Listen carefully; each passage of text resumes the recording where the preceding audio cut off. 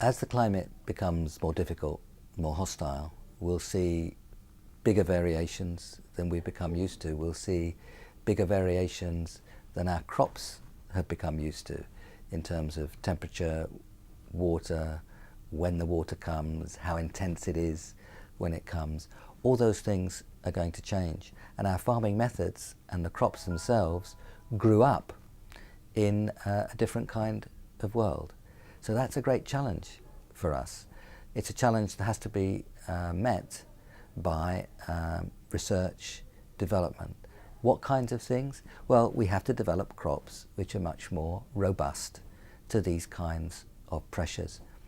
We can see what kinds of things might be suitable. For example, low-till agriculture, where you don't plough so much and you use less water, is quite likely to be more robust in many circumstances. Not all circumstances, because there'll be some places where it gets much wetter, but these kinds of techniques could give great protection in climates which are going to get much drier.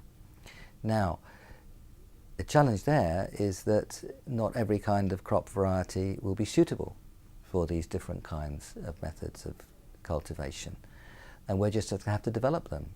I worked in India in the 1970s in some of the villages of Uttar Pradesh when the Green Revolution was taking place. And there, these crops were largely developed in research stations. In the case of wheat, the CIMMYT research station in Mexico. In the case of rice, the IRRI in the Philippines. But of course, although crops came from those institutions, different varieties would have to be bred for the particular locality.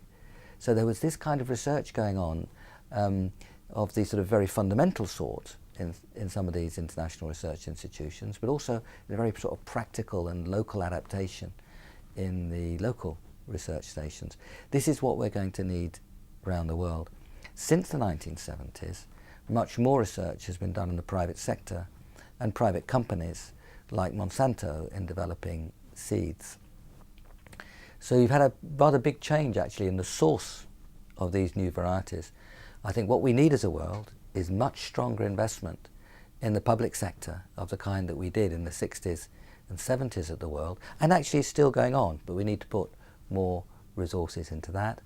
And the research that's done in the private sector, which we should welcome, we should work out how the outcomes of those research in terms of those new varieties can be disseminated in a cheap and accessible way, and that could well involve some buying out of patents and so on.